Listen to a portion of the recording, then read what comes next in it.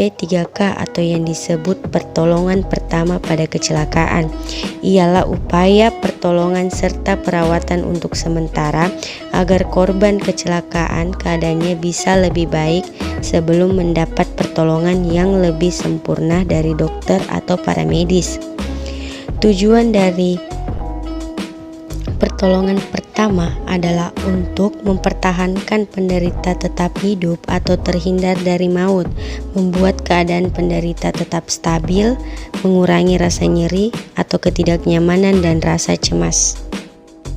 Awal mula perlengkapan P3K. Di tahun 1800-an sedang banyak dilakukan pembangunan rel kereta.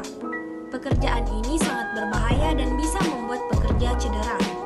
Bahkan kala itu, setiap tahunnya 12.000 pekerja rel kereta meninggal dunia.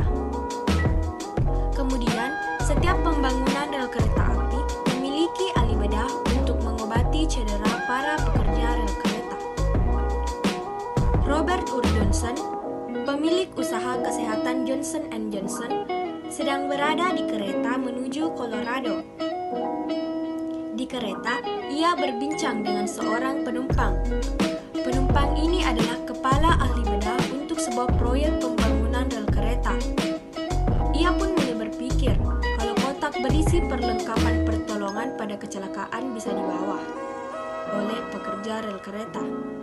Akhirnya, kotak P3K pertama kali lahir di tahun 1888. Kotak P3K pertama ini dikemas dalam kotak kayu atau logam agar awet. Di dalamnya ada beberapa alat pembedahan seperti kain kasa, plester perekat, pembalut luka, perban, dan jahitan. Klasifikasi cedera. Cedera tingkat pertama.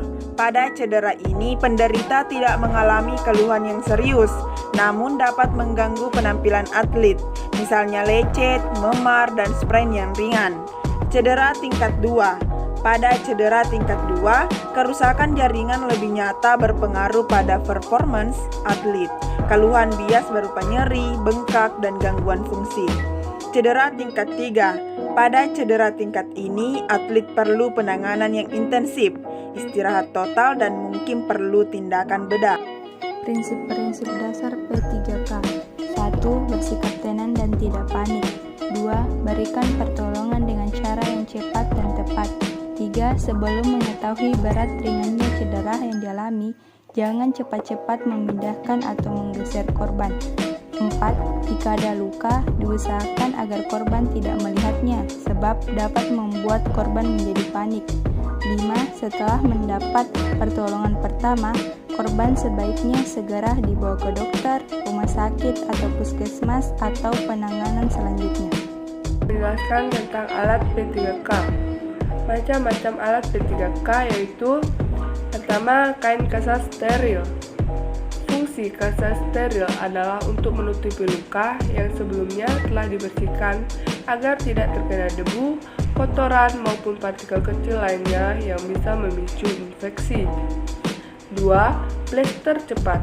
Fungsi plester cepat adalah untuk menutupi luka pada kulit yang tergolong kecil. 3. Perban. Fungsi perban adalah sebagai pelapis kain kasat steril untuk melindungi luka dari infeksi selama masa pemulihan. 4. Kapas.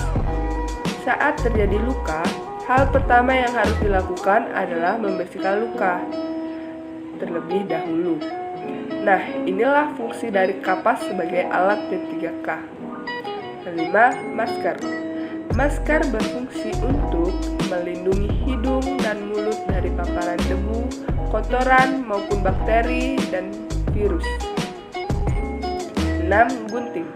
Gunting digunakan untuk memotong kain kasat, perban, maupun plester saat menangani luka pada kulit. 7. Pinset. Pinset adalah alat P3K yang berfungsi untuk mengangkat benda asing pada luka. 8. Peniti. Peniti berguna untuk membuat balutan perban pada luka menjadi rapi. 9. Obat luka. Obat ini berfungsi untuk membantu proses penyembuhan luka dan mencegah dari infeksi. 10. Alkohol. Sama seperti obat luka, alkohol juga berfungsi sebagai antiseptik untuk mengobati luka dan mencegah dari infeksi. 11. Senter.